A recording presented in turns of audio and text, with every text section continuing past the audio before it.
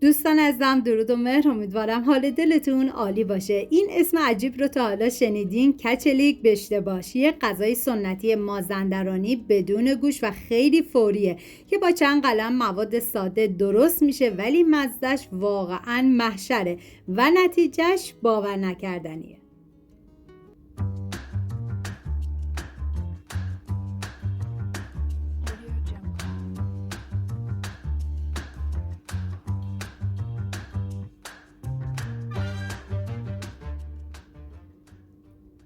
نیاز به 120 گرم عدس دارین که من شستم ریختم داخل قابلمه. یک قاشق مرباخوری نمک و یک قاشق مرباخوری زردچوبه همراه با مقداری آب میریزم، زمان میدم تا عدس بپزه. آب رو به اندازه‌ای بریزی که در آخر آب زیادی از عدس باقی نمونه. توی این فاصله تا عدس میپزه میریم سراغ پیاز. 3 عدد پیاز رو به صورت نگینی ریز خورد میکنم. این غذا برای 2 نفر در نظر گرفته شده. شما بر اساس تعداد نفرات مواد رو کم یا زیاد کنید.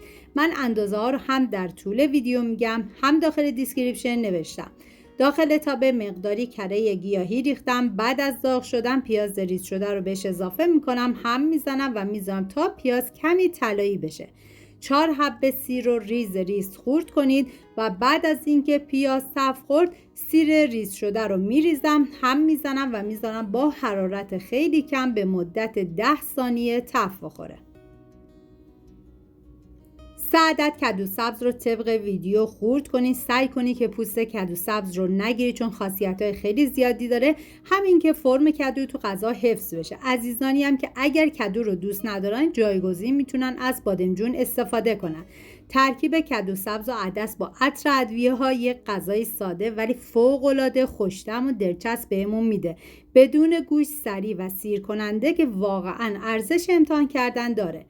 بعد از اینکه کدو رو به پیاز اضافه کردم میذارم به مدت 1 دقیقه تفت بخوره و بعد ادویه ها شامل نمک، زردچوبه که از هر کدوم 1 قاشق چای خوری و فلفل سیاه 1 قاشق مربا خوری هم میذارم ادویه ها تفت بخورن، عطر ادویه ها آزاد بشه.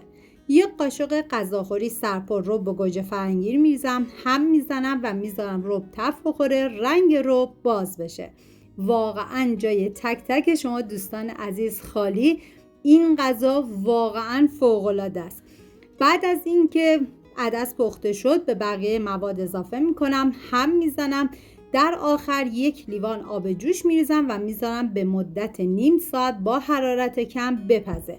برای چاشنی این غذا شما میتونین از آب نارنج یا آب لیمو ترش تازه هم استفاده بکنید، ولی به نظر من بدون چاشنی هم این غذا فوق‌العاده خوشمزه بود.